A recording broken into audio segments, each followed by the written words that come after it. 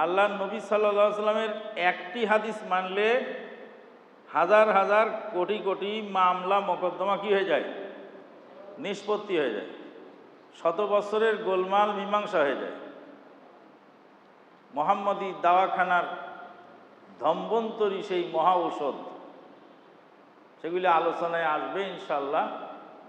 রাসূলুল্লাহ সাল্লাল্লাহু আলাইহি সাল্লাম বলছেন, আনা যাঈমুম বি বাইতিন বি রাবাদিল জান্নাহ।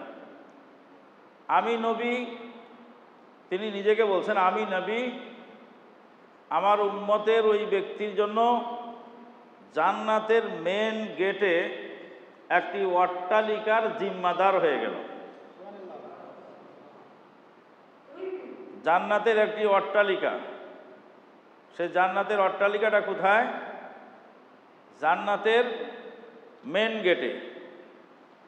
রেল গেটের জায়গা আর এই নওদাপাড়ার জায়গা কি একদম? ইউনিভার্সিটির সামনের জায়গা আর ওই মাঠের মধ্যে জায়গা, চকের মধ্যে জায়গা কি একদম? না।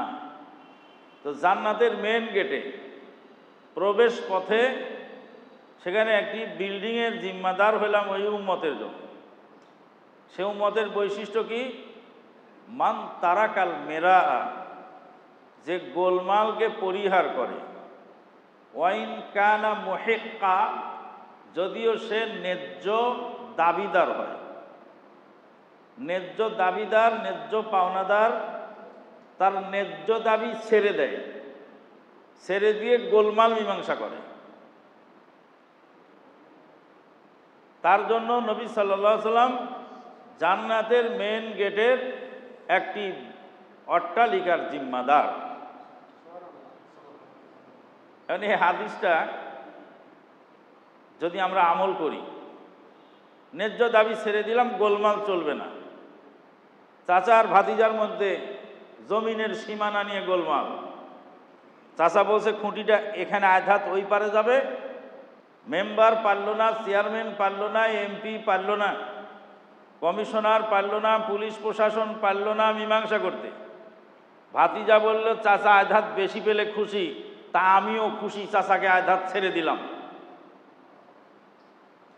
কিন্তু আমার দাদা লাগায় গেছে এখানে গাছ, এই গাছ হলো সীমানা। তারপরেও যখন চাচা আঘাত দাবি করলো, তা আঘাত আমি চাচাকে দিয়ে দিলাম, আমি গোলমাল মীমাংসা করে ফেললাম। দুধওয়ালা দুধ দিয়েছে, মালিক বলছে আমি 28 দিন দুধ পেয়েছি, আমার ডায়েরিতে লেখা আছে। দুধওয়ালা বলছে 32 দিন দুধ দিলাম, আপনি 28 দিন বানান কেন? আলেম মানুষ ভুল বলেন কেন?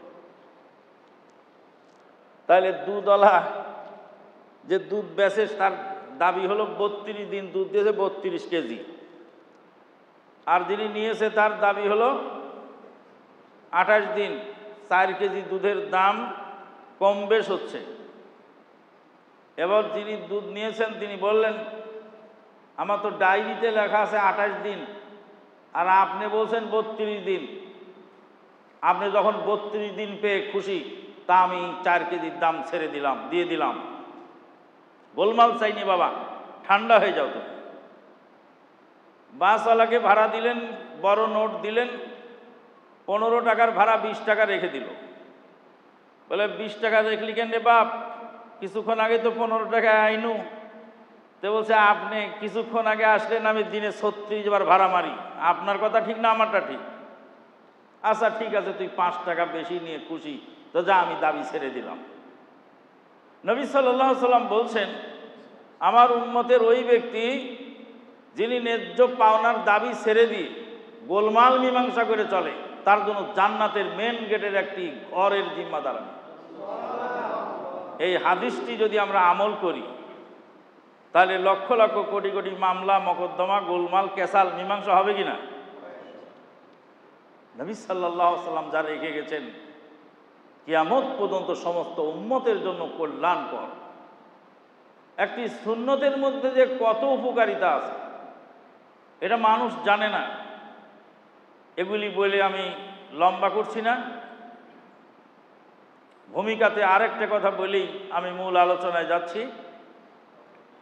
নবী সাল্লাল্লাহু আলাইহি সাল্লাম বলছেন কোনো কওম যখন তালিমি বৈঠকের জন্য একত্রিত হয় তখন আল্লাহ পাক তাদের জন্য কিছু পুরস্কারের ব্যবস্থা রেখেছে। এক নাম্বার পুরস্কার হলো হাফফাতুমুল মালাইকা, ফেরেশতারা তাদেরকে ঘিরে রাখে। ওয়া গাশিয়াতুমুর রাহমা, তাদেরকে রহমত ঢেকে ফেলে। ওয়া নাজালাত আলাইহিমুস সাকিনা, তাদের উপরে প্রশান্তি নাজিল হয়। ওয়া যাকারাল্লাহু ফীমান ইনদাহু, আর আল্লাহর কাছে যারা আছেন তাদের কাছে আল্লাহ তার কথা উল্লেখ করেন। ফেরেশতারা কিভাবে ঘিরে রাখে ওটা আমরা বুঝতে পারি, আপনারা বুঝবেন না। সারা বাংলাদেশে আমাদের হিতাকাঙ্ক্ষী ভক্ত অনুরক্ত লোক আছে না? খালি সবাই ভক্ত না, শত্রুও আছে, শত্রু আছে। তা আমরা যে লোকাল ট্রেনে চড়ি তখন কোনো লোক এসে অন্ধকারে, রাতের অন্ধকারে এসে ট্রেন থেকে যে ধাক্কায় ফেলে দেয়, এটা তো আমানুল্লাহ মাদানী।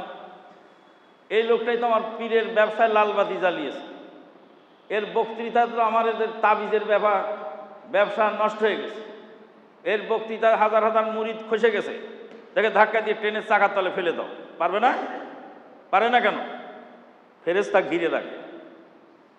যারা তালিমি বৈঠকে অংশ নেয়, যারা দাওয়াতি কাজে অংশ নেয়, তাদেরকে ফেরেশতা ঘিরে রাখে। গাশিয়াতুমুর রাহমা, আল্লাহর রহমত তাদেরকে ঢেকে ফেলে। ওয়া নাজালাত আলাইহিমুস সাকিনা, আর আল্লাহ পাকের তরফ থেকে তাদের উপরে প্রশান্তি নাজিল হয়। প্রশান্তি নাজিল হয় আল্লাহর তরফ থেকে। কিভাবে প্রশান্তি নাজিল হয় এটা সাধারণ মানুষ বুঝবে না। গত বুধবারের আগের বুধবারে তালিমি বৈঠকের শেষে হঠাৎ করে অসুস্থ হয়ে গেছিলাম, আপনারা অনেকেই জানেন। এমন অসুস্থ মনে হচ্ছে শফিকুল জাগরণীর মতো বোধহয় আজকে আমার জীবনের শেষ দিন। আল্লাহকে কয়েক মিনিট ডাকলাম, এমনকি বমি হয়ে গেল, সাথে সাথে বমি হয়ে গেল, জামা কাপড় সব খুলে ফেললো। দিন বিকালে আবার গেলাম মানিকগঞ্জ। মানিকগঞ্জের ভাইয়েরা বলছে ও মাদানী তো আসতে পারবে না। মানিকগঞ্জ শহরে একটা মসজিদ হয়েছে একদম বাস স্ট্যান্ডের পাশে, বিশাল মসজিদ। মসজিদটা আহলে হাদিসদের, এবং সেই মসজিদের পরিচালনা আছে আহলে হাদিস আন্দোলন বাংলাদেশ, আলহামদুলিল্লাহ। মানিকগঞ্জের পীর আজহারুল ইসলাম সিদ্দিকী যে মরা মানুষকে কথা শোনায় দেয়। বাংলাদেশে যত ভণ্ড পীর আছে তার মধ্যে মানিকগঞ্জের পীর মনজুরুল ইসলাম সিদ্দিকী। মনজুরুল ইসলাম সিদ্দিকীর বাবার নাম ছিল আজহারুল ইসলাম সিদ্দিকী, বাবু ছিল ডক্টর, এই ভণ্ড মনজুরুলেও ডক্টর। আর এর ভগ্নিপতি হলো ডক্টর ইসমাইল, গাজীপুর কৃষি গবেষণা ইনস্টিটিউটের পরিচালক ছিলেন। তিনি একটি মসজিদ বানিয়েছেন গাজীপুরে। এখানে আমিরে জামাতের লেখক সম্মেলনে তিনি অংশগ্রহণ করেছেন। ডক্টর ইসমাইল সাহেব উনি আহলে হাদিস, অনেক বই লিখেছেন। তো এই ডক্টর ইসমাইলের আপন শ্যালক হলো মানিকগঞ্জের এই ভণ্ড মনজুরুল ইসলাম। আশ্চর্য হয়ে যাবেন আপনি। ও মরা মানুষকে, আজহারুল ইসলাম সিদ্দিকী মরা মানুষকে কবরে কথা শোনায় দিত। মানে আপনার বাবা মারা গেছে, বাপের সাথে কথা বলবেন, তো বাপের সাথে ওই পীর কথা বলাই দিবে। আপনার বাবার কবরে কাছে নিয়ে যাবে, নিয়ে যা আপনি এখানে সালাম দিন, আব্বু কেমন আছেন, কবর থেকে দোয়া দিই, হ্যাঁ বাবা ভালো আছি। যখন বাপের কণ্ঠে শুনতে পাচ্ছে কথা, বাপের কণ্ঠে যদি শুনতে পাচ্ছে কথা, তো বিশ্বাস করবে না? কত বড় ভণ্ড এবার চিন্তা করে দেখেন। যত ভণ্ড আছে তার ভিতরে ভয়ানক ভণ্ড হলো এটা, যে কবরের মানুষকে কথা শোনায়।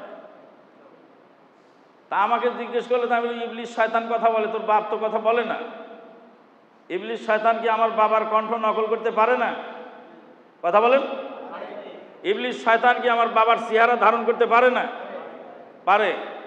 তো ইবলিশ শয়তান, আমি বললাম যে কণ্ঠ নকল তো দূরের কথা, আমার বাপ এসে যদি সামনে দাঁড়ায় বলে যে আমি ইসমাইল বলছি বাবা আমি ভালো আছি, তুমি ভালো থাকো, তা আমি বলবো তুই ইসমাইল আমার বাবা নয়, তুই ইবলিশ শয়তান। জুতা তুলে আমার বাপ যদি সামনে এসে দাঁড়ায় কবর থেকে, তো জুতা তুলে বাপের গালে বাড়ি দিয়ে বলো আউযু বিল্লাহি মিনাশ শাইতানির রাজিম। কারণ মানুষ মারা যাওয়ার পরে মানুষ আর পৃথিবীতে ফেরত আসে না।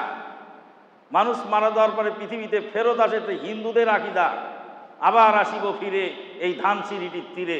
এটা তো কি বলেছিল জীবনানন্দ দাশ। জীবনানন্দ দাশ বলছে আবার আসিব ফিরে এই ধানসিঁড়িটির তীরে। তা আমি যেটা বলছিলাম সেটা আমার ইমানকে হরণ করতে পারে না। কেন পারে না? আমি কোরআন হাদিস জানি, আপনি কোরআন হাদিস জানেন, আপনার ইমান হরণ করতে পারবে না।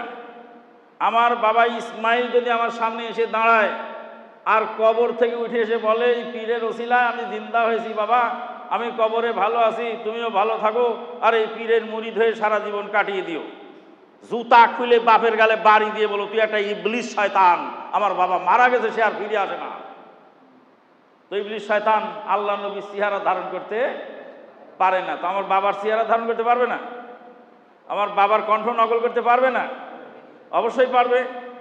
তো ইবলিস শয়তানকে দিয়ে এরা ধোঁকা দিচ্ছে। এই মানিকগঞ্জের ভণ্ড, সে ঢাকা ইউনিভার্সিটিতে ডক্টরেট করছে, মনজুরুল ইসলাম সিদ্দিকী, নাম আবার সিদ্দিকী, নাম সিদ্দিকী। আর ওর আপন ভগ্নিপতি হলো পাক্কা আহলে হাদিস। সে গাজীপুরে মসজিদে আসিয়া প্রতিষ্ঠা করেছেন। গাজীপুর আপনার কৃষি গবেষণা ইনস্টিটিউটের পরিচালক ছিলেন, রিটায়ার্ড করেছে। তো যাই হোক, যেটা বলছিলাম, সেই মানিকগঞ্জের মাটিতে, মানিকগঞ্জের বাস স্ট্যান্ডে যে ট্রাফিক মোড়, সেই ট্রাফিক মোড় থেকে একটু পূর্ব দিকে মেন রোডের পাশে একটি আহলে হাদিস মসজিদ হয়েছে। সেই মসজিদ উদ্বোধন হলো এই গত কালকের জুমার আগের জুমায়। আলহামদুলিল্লাহ বলবেন? আলহামদুলিল্লাহ। তো আমি এখানে তালিমি বৈঠকে অসুস্থ হলাম, আর ওখানে মসজিদ উদ্বোধনের দায়িত্ব আমার।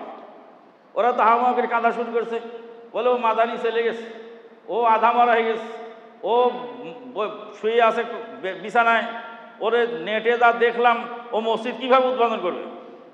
তা আমি বিকালে বলছি হ্যাঁ আমি আসতেছি, মানিকগঞ্জের দিকে রওনা দিয়েছি। বলি কেমন করে হয়? নাজালাত আলাইহিমুস সাকিনা, আল্লাহ পাক সাকিনা নাজিল করেন, সাকিনা ছাড়া এই দায়ীরা চলতে পারে না। ওয়া যাকারাল্লাহু ফীমান ইনদাহু, আর আল্লাহ পাকের দরবারে যারা আছেন, কারা আছেন আল্লাহর দরবারে? ফেরেশতারা। ফেরেশতাদেরকে আল্লাহ বলেন ডেকে ডেকে, হে আমার ফেরেশতা, দেখো তো শামসুল হুদার দোকান বন্ধ করে ও এখানে বসে আছে, ও দেখো মামুন পুলিশ, এতে এটা কি বলে আপনি জাগরণী গাইল, আবার কালকে দেখছি খুতবাও দিচ্ছে, কোথায় জানো? তার মানে পুলিশে খুতবা দেয়। কোথায় খুতবা দেয় পুলিশে? কার ওসিলায়? আহলে হাদিস আন্দোলনের ওসিলায়। আহলে হাদিস আন্দোলনের যে পুলিশ আছে সেও একজন খতিব। আহলে হাদিস আন্দোলন ইঞ্জিনিয়ার আছে, ইঞ্জিনিয়ার আব্দুল নূর, সেও একজন খতিব। আহলে হাদিস আন্দোলনের প্রফেসর আছে, সেও একজন খতিব। আহলে হাদিস আন্দোলনের একজন ডাক্তার আছে, সেও একজন খতিব। আহলে হাদিস আন্দোলনের একজন নাপিত আছে, সে নাপিতটাও খতিব। আল্লাহু আকবার, সুবহানাল্লাহ। গেছিলাম বগুড়ায়, দুই ভাই চুল ছাঁটে, দুই ভাই, আর ভাতিজা হলো ডাক্তার, চুল ছাঁটাওয়ালার ছেলে হলো ডাক্তার, আর দুই ভাই চুল ছাঁটে। তো দুই ভাই চুল ছাঁটে, তো বলছে এটা নাপিতের আন্দোলন রে, বলছে নাপিতের আন্দোলন কেন? বলে চুল ছাঁটা লোক হাদিস কয়, এদেশে আর মুফতি নাই, চুল ছাঁটা লোক হাদিস বলে। তাহলে চুল ছাঁটা লোকই তো তোর ইমামকে হাদিস শিখিয়েছিল। কে শিখিয়েছিল ইমামকে হাদিস? চুল ছাঁটা লোক ইমামকে হাদিস শিখিয়েছিল। ইরাক থেকে, কুফা থেকে ইমাম আবু হানিফা রাহিমাহুল্লাহ এসেছেন মক্কায় হজ করতে। হজ শেষে এবার চুল ছাঁটার জন্য মক্কার এক নাপিতের কাছে তিনি বসেছেন। কে বসেছেন নাপিতের কাছে? আবু হানিফা রাহিমাহুল্লাহ। নাপিত কোথাকার? মক্কার নাপিত। মক্কার নাপিত চুল ছাঁটতেছেন কুফার ইমাম আবু হানিফা রাহিমাহুল্লাহ। তো ইমাম আবু হানিফা রাহিমাহুল্লাহ হজ শেষ করে এবার শয়তান স্টোনিং করার পরে চুল ছাঁটবে, তো বাম পাশ দিয়েছে নাপিতের কাছে। নাপিত বসে ঘুরে বসেন। বলে আপনার বাড়ি কোথায়? বলে আমার বাড়ি কুফা। তো কুফার লোক হাদিস জানে না নাকি? নাপিত হলো আহলে হাদিস, কুফার লোক হাদিস জানে না। বলে কেন, কি হয়েছে? হাদিস আবার কি? আরে চুল ছাড়বি বেড়া, চুল ছাড়, তুই নাপিত আবার হাদিসের খবর বলিস কেন? বলে না, আল্লাহ নবী সাল্লাল্লাহু আলাইহি সাল্লাম বিদায় হজের পরে, বিদায় হজে যে চুল ছাঁটিয়েছিলেন, তো বুখারীতে হাদিস আসছে ডান পাশটা আগে ছাঁটলেন, মানে চেঁচে ফেললেন, তারপরে বাম পাশটা পরে চাঁচলেন। তখন আশ্চর্য হয়ে বলছেন যে মক্কার নাফি তো হাদিস জানে, যা আমার কুফার মুফতিরাও জানে। মক্কার নাফিতরাও হাদিস জানে। নবী সাল্লাল্লাহু আলাইহি সাল্লাম ডান দিকে আগে চুল ছাঁটলেন, তারপরে বাম দিকে ছাঁটলেন, ডান দিকে চুল কামালেন, কামানোর পরে চুলগুলি সাহাবীদের মধ্যে বিতরণ করে দিলেন। বুখারীর হাদিস। সাহাবীগণ সেই চুল নিয়ে বোতলের মধ্যে রাখলেন, রেখে সেগুলি বন্ধ করে বাড়িতে রেখে দিলেন। নবী সাল্লাল্লাহু আলাইহি সাল্লাম যতদিন বেঁচে ছিলেন তখন এই চুল থেকে তারা বরকত হাসিল করতেন। নবী সাল্লাল্লাহু আলাইহি সাল্লামের জীবদ্দশায় তার কেটে ফেলানো নখ, তার শরীরের ঘাম, তার ব্যবহৃত পানি, তার ফেলে দেওয়া থুতু, এগুলি সব বারাকাতের জন্য সাহাবায়ে কেরাম ব্যবহার করতেন। হুদায়বিয়ার মাঠে রাসূলুল্লাহ সাল্লাল্লাহু আলাইহি ওয়াসাল্লাম ওযু করতেছিলেন, আর ওযুর পানিগুলি সাহাবায়ে কেরাম ধরে ধরে নিয়ে গায়ে মলতেছিলেন। উযু করা পানি তিন প্রকার। এক কথা বলতেন, অনেক কথা এসে যায়। পানি হলো তিন প্রকার। এক প্রকার পানি হলো নিজে পবিত্র, অপরকে পবিত্র করে, তাকে বলা হয় মাউন তাহুর। আর এক প্রকার পানি হলো নিজে পবিত্র কিন্তু অপরকে পবিত্র করতে পারে না, সেই পানি হলো মাউন তাহের। যেমন উজুর পানি, উজুর গড়ে যাওয়া পানি, অজুর ছিটে পড়া পানি, এগুলি পবিত্র, কিন্তু ওই পানি দিয়ে আবার উজু করে পবিত্র হওয়া যায় না। যেমন ঝোল, ডাল, আখের রস, খেজুরের রস, তালের রস, এগুলি সব পবিত্র, কিন্তু অপরকে পবিত্র করতে পারে না, এতে অজু ইস্তেঞ্জা হয় না। হলো মাউন তাহের। আমার দেশে কিছু লোক আছে উজুর সময় পানি গায়ে ছিটে বলে স্যাঁত স্যাঁত করে। কেন? ওই উজু করা পানি নাপাক পানি, ওই পানি আবার আমার গায়ে এসে পড়লো, তো এই জন্য খিনখিন করে, স্যাঁত স্যাঁত করে। তা আমি বলি, বেটা তুই মসজিদের পা বসে পা মুছবি না, পা উঁচু করে নিয়ে তারপর মসজিদে ঢুকবি। কেন? তো ওই উজু করার পানি যদি নাপাক হয়ে যায়, তো তুই নাপাক পানি দিয়ে পা বসে পা মুছলি, তো আরেকজন এসে যে পা মুছবে, তোর জামার সাথে যে পানি লেগে গেল, তো পানি নাপাক পানিতে জামাই লেগে গেল, তাহলে উজু করা পানি কি পবিত্র, অপরকে পবিত্র করতে পারে না।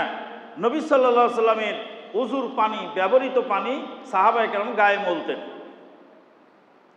নবী সাল্লাল্লাহু আলাইহি সাল্লাম যখন ইন্তেকাল করলেন, তখন এই বারাকা গ্রহণ করার সিস্টেমটা রহিত হয়ে গেল, মানে শেষ হয়ে গেল। নবী সাল্লাল্লাহু আলাইহি সাল্লামের জীবদ্দশায় এগুলি সাহাবায়ে কেরাম করেছেন। কোনো সময় ঘাম ধরে ধরে নিয়ে আতরের শিশির মধ্যে রেখেছে এবং আতর হিসাবে ব্যবহার করেছে। এখানে দুইটা জিনিস আপনাকে জানার। একটা হলো, এটা আল্লাহ নবীর জীবদ্দশায় ছিল, আল্লাহ নবীর ইন্তেকালের পরে আর এটা চলে নাই। যখন যার কাছে চুল টুল যা ছিল সব তারা কি করে দিলেন? সেটাকে অমিট করে দিলেন, সেটাকে করে দিলেন, নষ্ট করে দিলেন, যাতে এটা নিয়ে ভবিষ্যতে এই তাবাররুকের সিলসিলা জারি না হয়। আল্লাহ নবী সাল্লাল্লাহু আলাইহি সাল্লাম যেই গাছের তলায় বায়াতে রেদওয়ান নিয়েছিলেন, আবু বকর সিদ্দিক রাদিয়াল্লাহু তাআলা আনহু যে গাছটা কেটে ফেললেন। কেন কাটলেন? যে ভবিষ্যতের লোকেরা এসে এই গাছ থেকে তাবারুক হাসিল করবে এবং এই গাছ পূজা শুরু করে দিবে, গাছকে বরকতের গাছ মনে করে এখানে এসে ভিড় জমাবে, তো কেটে ফেললেন। ওমর ফারুক রাদিয়াল্লাহু তাআলা যখন খলিফা হলেন, তখন সে গাছের শিকড় শুদ্ধে তুলে ফেললেন, যাতে ওর কোনো চিহ্ন মিহ্ন ওখানে না থাকে। তার মানে নবী সাল্লাল্লাহু আলাইহি সাল্লামের ইন্তেকালের পরে তার শরীরের কোনো অংশ দিয়ে বারাকাত হাসিল করা যায় না। এত বছর পরে এসে কাশ্মীরে ঝগড়া হয়, মসজিদের নাম হলো হজরত বাল জামে মসজিদ। কাশ্মীরে এক মসজিদ আছে, মসজিদের নাম কি? হজরত বাল জামে মসজিদ। নবী সাল্লাল্লাহু আলাইহি সাল্লামের চুল নাকি ওই মসজিদে আছে। তো সেখানে নবীর চুল না ঘোড়ার চুল না গাধার চুল, কার চুল এনে রেখেছে আল্লাহ হাকিম সেটা, তার অনি চলছে মারামারি। তো যাই হোক, দ্বিতীয় কথা যেটা এই যে নবী সাল্লাল্লাহু আলাইহি সাল্লামের উজুর পানি থেকে সাহাবায়ে কেরামগণ বরকত হাসিল করলেন। তা আমরা তো আলেম মানুষ, আমরা তো ওয়ারাসাতুল আম্বিয়া, তো এবার আমাদের উজুর পানি তোমরা নেও। এই যে পীর সাহেবের তাবারুক বিতরণের দলিল এই বুখারীতে পাওয়া গেল। পীর সাহেবের তাবারুক বিতরণের দলিল আছে কি নাই? আল্লাহ নবী সাল্লাল্লাহু আলাইহি সাল্লামের ঘাম যদি সাহাবায়ে কেরামগণ নিতে পারেন এবং সেটাতে বারাকা হাসিল করতে পারেন, তাহলে আমরাও আলেম হলাম নবীর ওয়ারিস, তো নবীর ওয়ারিস থেকে ঘাম নেওয়া যাবে না? এই বুখারী হাদিস ঠেকাও দেখি, কিবার ঠেকাবে? ঠেকানোর উপায়, আল্লাহ নবী সাল্লাল্লাহু আলাইহি সাল্লামের ইন্তেকালের পরে উম্মতের শ্রেষ্ঠ ব্যক্তি আবু বকর সিদ্দিক রাদিয়াল্লাহু তাআলা আনহু ঘাম বিতরণ করেননি, তিনি চুল বিতরণ করেননি। আর কোন সাহাবী আবু বকর সিদ্দিকের ঘাম থেকে তাবারুক হাসিল করেননি। যদি উম্মতের শ্রেষ্ঠ ব্যক্তি নবীর পরে যদি বারাকাত দেওয়ার ক্ষমতা না রাখে, তাহলে নবীর পরে পৃথিবীর আর কারো কোনো কিছু থেকে বারাকাত হাসিল করার সুযোগ নাই। আমাদের আহলে হাদিসরা অনেক সময় বলি, একটু আমার বাড়ির উপরে যাবেন, একটু পদধূলি দিবেন, বলে না? আমাদের আহলে হাদিস ভাইয়েরা অনেক সময় বলে, আমার বাড়ি থেকে একটু পদধূলি দিয়ে আসবে। তা আমার পায়ের ধুলা আপনার বাড়িতে লাগলে বরকত হলো? এটা মাযহাবীরাও বলে, বেদাতীরাও বলে, আমরা আহলে হাদিসেরা অনেক সময় কি করি বলি। যাই হোক, আমাদের সতর্ক হওয়া উচিত।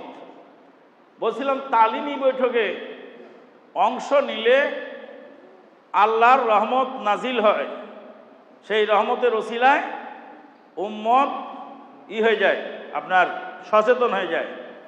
নবী সাল্লাল্লাহু আলাইহি সাল্লামের হাদিস জানার কারণে একজন নাপিত একজন ইমামকে চুল কামানোর সুন্নত শিখাই দিল, যারই ফলশ্রুতিতে আল্লাহর ফজল ও করমে আজকে আমাদের আহলে হাদিস আন্দোলনে সব পেশাজীবী ফোরাম গঠন করা হয়েছে। সেখানেও সবাই যে যেই অ্যাঙ্গেলে আছেন প্রত্যেকেই দাওয়াতি কাজে অংশগ্রহণ করছেন, আলহামদুলিল্লাহ। সম্মানিত উপস্থিতি, আমি শুরুতেই কোরআনে একটা আয়াত পড়েছিলাম, আউযু বিল্লাহি মিনাশ শাইতানির রাজিম ওয়াতলু আলাইহিম নাবা বনি আদম বিল হক إذ قربا قربانا فتقبل من أحدهما ولم يتقبل من الآخر قال لأقتلنك قال إنما يتقبل الله من المتقين واتل عليهم نبأ بني آدم بالحق। হে নবী, আপনি তেলাওয়াত করে শোনান আদম সন্তানের দুইজনের কুরবানির ঘটনা।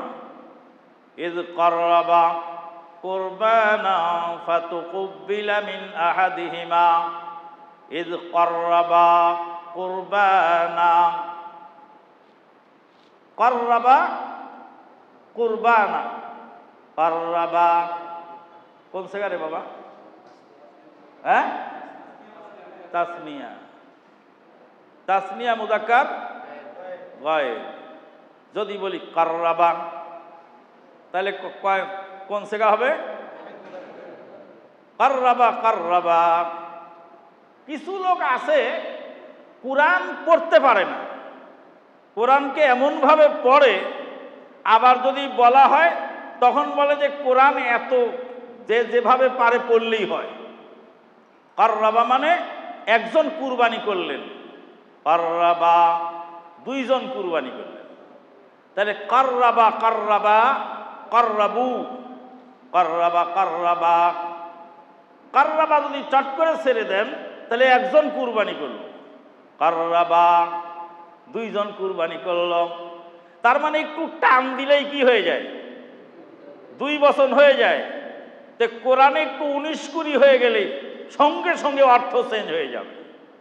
ইয কাররাবা কুরবানা ফাতুকুব্বিলা মিন আহাদিহিমা, 2 ভাই কুরবানি করলো, এক ভাইটা কবুল হলো। ওয়ালাম ইউতাকাব্বাল মিনাল আখার ক্বালা লা কাতুলাল্লাক ক্বালা ইন্নামা ইয়াতাকাব্বালুল্লাহু মিনাল মুত্তাকিন। একজনেরটা কবুল হলো আর একজনটা হলো না। যারটা হলো না সে খেপে গেল, খেপে যেয়ে বলো তোকে আমি হত্যা করব। কুরআনের এই আয়াত থেকে বোঝা যায় দুর্বলের দলিল হলো লাঠি। দুর্বলের দলিল লাঠি। যার কোরআন হাদিসের দলিল নেই ওর আছে লাঠি। যার জমিনের পর্সা নাই ওর আছে লাঠি। জমিনের পর্সা থাকলে আর লাঠি লাগে না।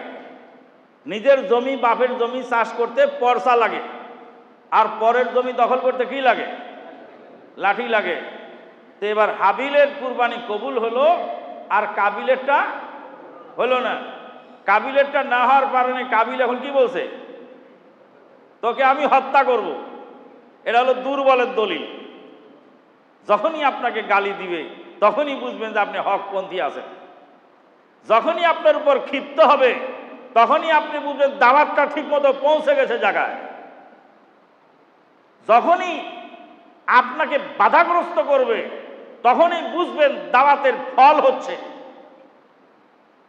দীর্ঘ প্রায় 8 বছর পার হয়ে গেছে কুমিল্লার 14 গ্রামে যেই মাহফিলে মিজানুর রহমান জৈনপুরীকে অ্যাটাক করে আক্রমণ করেছিল বহুজাতিক বাহিনী, সমস্ত মাযহাবিরা এক হয়ে গেছে, আমানুল্লাহ মাদানী প্রোগ্রাম ঠেকাও।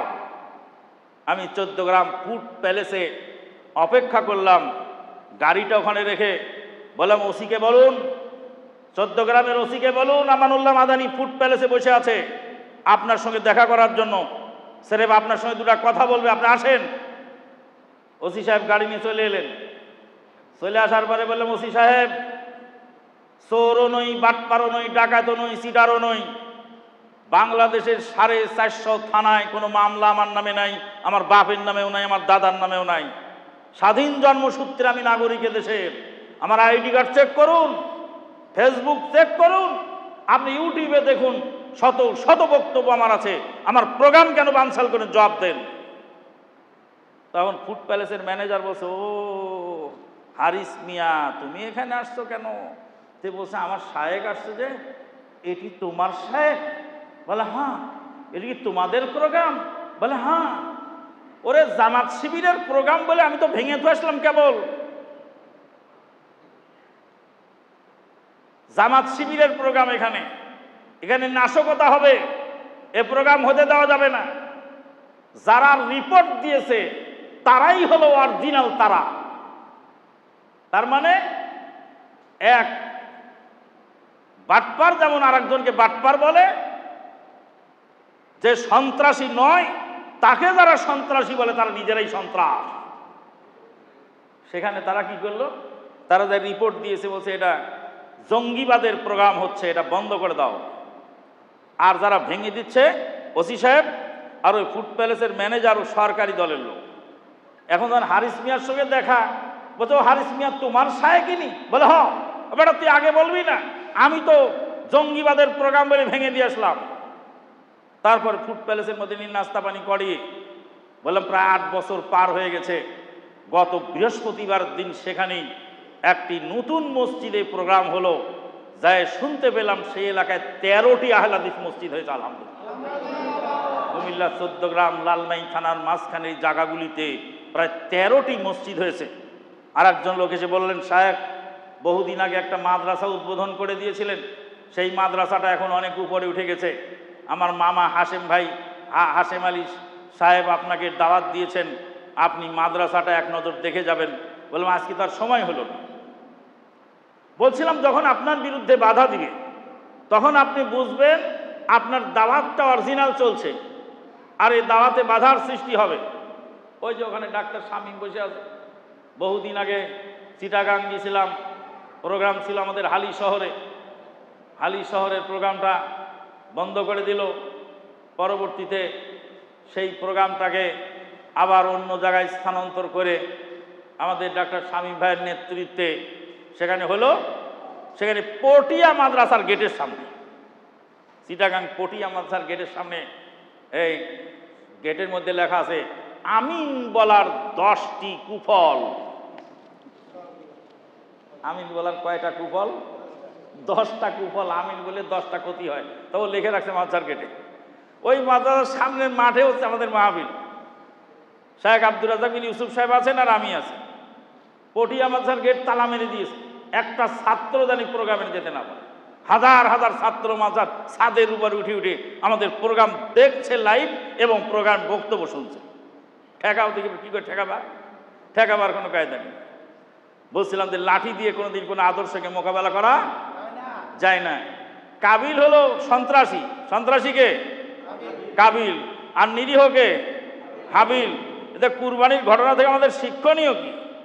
শিক্ষণীয় এবার কাবিল বলছে ইন্নামা ইয়াতাকাব্বালুল্লাহু না লা আকতুলান্নাকা, তুমি হত্যা করব।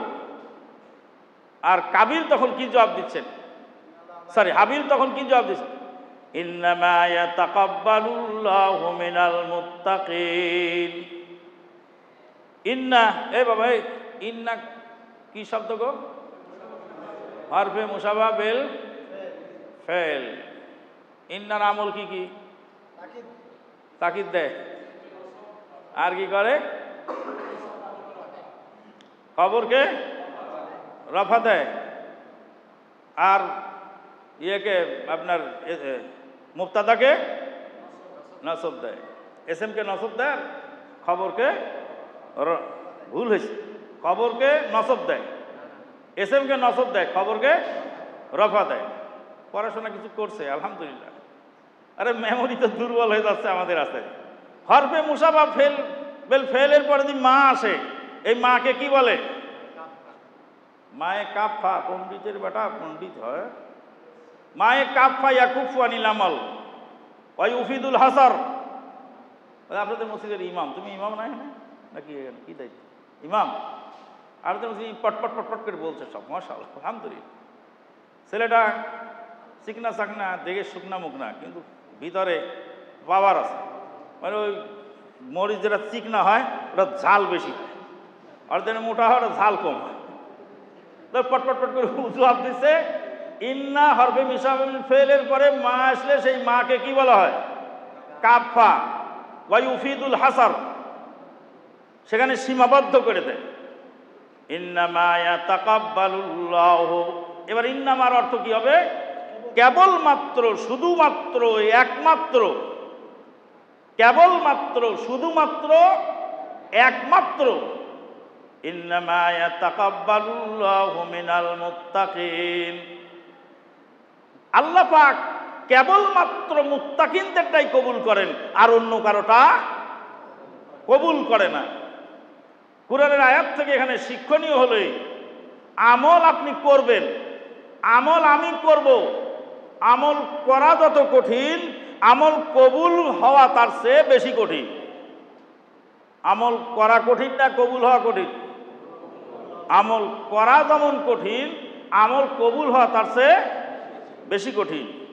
আমি আমল করলাম কিন্তু আমল কবুল হলো না, তাহলে সে আমলের কোনো মূল্য নাই। ইন্নামা ইয়াতাকাব্বালুল্লাহু মিনাল মুত্তাকিন। লাইন বাসাত্তা ইলাইয়া ইয়াদাকা লিতাকতুলানি মা আনা বিবাসিতি ইয়াদিয়া ইলাইকা লিয়াকতুলাক ইন্নী আখাফুল্লাহ রাব্বাল আলামিন। তুমি যদি হাত বাড়াও আমাকে হত্যা করার জন্য, আমি কিন্তু তোমাকে হত্যা করার জন্য হাত বাড়াবো না। হাবিল বলছেন তুই আমাকে মারার জন্য আসতে পারিস, আমি কিন্তু তোকে মারবো না। গোলমাল তুই করতে পারিস, আমি করতে পারি না। সন্ত্রাস তুই করতে পারিস, আমি করতে পারি না। গালি তুই দিতে পারিস, আমি দিতে পারি না। কেন? ইন্নামা ইয়াতাকাব্বালুল্লাহু মিনাল মুত্তাকিন। মুত্তাকিনদের আল্লাহ কবুল করেন। তারপর আবার কি বলেন? ইন্নী আখাফুল্লাহ রাব্বাল আলামিন। আমি আল্লাহকে ভয় করি, আমার রব্বুল আলামিনকে আমি ভয় করি, আমি গালিওয়ালার জবাব আমি দেই না। আহলে হাদিসদের কাজ কি? গালি সহ্য করা, নির্যাতন সহ্য করা। আল্লাহ নবী সাল্লাল্লাহু আলাইহি ওয়াসাল্লাম বলেন লা ইয়াযুররুহুম, তাদের কোনো ক্ষতি করতে পারবে না। মান খালাফাহুম, যারা বিরোধিতা করবে। লা ইয়াযুররুহুম, তাদেরকে দমন করতে পারবে না, তাদেরকে থামাতে পারবে না।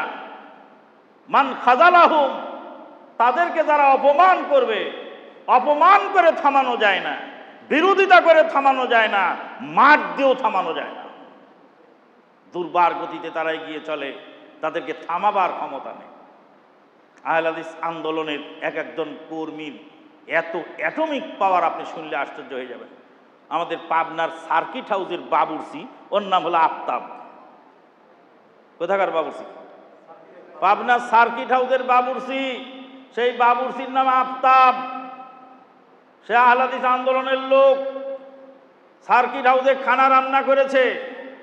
মন্ত্রী মহোদয় সার্কিট হাউসে মেহমান হয়েছেন। এবার মন্ত্রী বাম হাত দিয়ে পানি পান করছেন, আর আফতাব ভাই দাঁড়িয়ে খাবার পরিবেশন করছেন। মন্ত্রী মহোদয়কে বলছে, স্যার, বাম হাতে শয়তান পানি পান করে, গ্লাসটা ডান হাতে ধরুন। মন্ত্রী হা করে তাকিয়ে থেকে বলছে, তুমি আফতাব? বলছে, তুমি আফতাব? জি স্যার, আমি আফতাব। তুমি এখানকার বাবুর্চি? জি স্যার, আমি বাবুর্চি। আমাকে চেনো? হ্যাঁ, আপনি মন্ত্রী। আপনি একদিকে মন্ত্রী, আর একদিকে আপনি আমার দিনী ভাই। আপনিও মুসলিম, আমিও মুসলিম। আর হাদিসের ভাষা হলো একজন মুসলিম আর একজন মুসলিমের আয়না স্বরূপ। আপনি বাম হাতে পান করছেন, এটা শরীয়ত এলাও করে না, তাই আপনাকে বলা আমার ইমানি দায়িত্ব, আমি বলে দিলাম। মন্ত্রী মহোদয় ফিক করে হেসে দিয়ে বলছেন, তোমার মতো আফতাব যদি এদেশে আরো হয়, তো এদেশে শিরক, বেদাত, জাহেলি, কুফরি, ইসলাম বিরোধী কার্যকলাপ শেষ হয়ে যাবে, থাকবে না। তোমার এত সাহস যে তুমি একটা বাবুর্চি হয়ে একজন মন্ত্রীকে হক কথা বলতে তুমি দ্বিধাবোধ করো না। এর নাম হলো আহলে হাদিস। এর নাম হলো আহলে হাদিস আন্দোলন সন্তান। দুর্দমনীয় মনোভাব তাদের। লা ইয়াযুররুহুম মান খাযালাহুম। কিন্তু তোমার গালির জবাব আমি দেওয়ার সময় আমার নেই। আমরা বক্তব্য দেওয়ার পরে নেটের মধ্যে এত গালাগালি করে, এক জায়গায় গালি দিচ্ছে আর বসে, আমানুল্লাহ মাদানী, তুই রানী ইসাবেলার সন্তান। আমার মা বলে রানী ইসাবেলা, রানী ইসাবেলার সন্তান তুই। ফার্দিনান মেজেলানের রক্তে তুই পয়দা, তুই ইংরেজদের জারজ সন্তান। ভালো হয়ে যা, এদেশের পীর মাশায়েখদের বিরুদ্ধে কথা বলবি না। আমি মাঝে মাঝে ইন্টারনেট খুলে দেখি তো কেরা কি গালি দিল। আর আমার স্ত্রী করে কি, মোবাইলটা কেড়ে নিয়ে ফেলে দেয়। রাখো তুমি তোমার মোবাইল, কে তোমাকে গালি দিয়েছে ওটা দেখার দায়িত্ব তোমার নয়। লা ইয়াযুররুহুম মান খাযালাহুম, বিরোধিতা করে থামাতে পারে না, তার নাম আহলে হাদিস। তুমি যেটা কোরআন হাদিস বলবা সেটা বলতে থাকবা। কে গালি দিল, কে বকা দিল, কে কি বললো, এটা দেখার সময় তোমার নেই। ও দেখো কেন? এবার হাবিল কি জবাব দিল, ইন্নী আখাফুল্লাহ রাব্বাল আলামিন। কেউ যদি মারতে আসে আর সে যদি না মারে, তাহলে গোলমাল কমবে না বাড়বে? কমে যাবে। নবী সাল্লাল্লাহু আলাইহি ওয়াসাল্লামের একটি হাদিস বলি আপনাদেরকে। আজকে এই গোলমালের জামানায় মানুষের মধ্যে এত দ্বন্দ্ব, মুখে মুখে গোলমাল হয় না, কিন্তু মনে মনে হয়। একজনের প্রতি আরেকজনের দুঃখ, আরেকজনের প্রতি আরেকজনের ক্ষোভ, আরেকজনের প্রতি আরেকজনের কষ্ট, আরেকজনের প্রতি আরেকজনের অভিমান। এই অভিমানে জর্জরিত হচ্ছে। একজন আরেকজনের সঙ্গে কথা বলে না, আরেকজন আরেকজন সালাম দেয় না। আল্লাহর নবী সাল্লাল্লাহু আলাইহি ওয়াসাল্লাম বললেন, নবী সাল্লাল্লাহু আলাইহি ওয়াসাল্লাম বললেন, সিলমান কাতাকা, যে তোমার সঙ্গে সম্পর্ক ছিন্ন করে তুমি তার সাথে জোড়া লাগাও। ওয়াফু আম্মান জালামাক, তোমার উপর যে জুলুম করেছে তাকে তুমি ক্ষমা করে দাও। যে জুলুম করেছে তাকে ক্ষমা করে দেই। যে আমাকে গালি দিয়েছে আমি তাকে গালি না দেই। যে আমার সাথে সম্পর্ক ছিন্ন করেছে আমি তার সাথে সম্পর্ক জোড়া লাগাই। তাহলে কি গোলমাল বাড়বে না কমবে? কমবে আলহামদুলিল্লাহ। কবি বলছেন, আমার এ ঘর ভাঙিয়াছে যেবা, আমি বাঁধি তার ঘর, আপন করিতে খুঁজিয়া বেড়াই, যে মরে করেছে পর। যে মরে করেছে পথের বিভাগী, পথে পথে কাঁদি আমি তার লাগি, দীঘল রাত্রি তার তরে জাগি, ঘুম যে দিয়েছে মর। আপন করিতে খুঁজিয়া বেড়াই, যে মরে করেছে পর। কবির নাম কি? কোন কবির কবিতা? 8:30। 8:30 বুঝতে পারছি। এরা কোন কবির কবিতা? আজি বুয়া জামা তাহলে বেলে বলতে পারবা এরা কোন?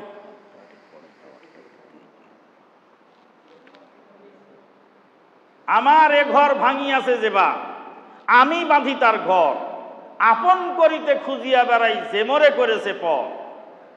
যে মরে করিল পথের বিভাগী, আমি পথে পথে কাঁদি তার লাগি, দীঘল রাত্রি তার তরে জাগি, ঘুম যে দিয়েছে মোর।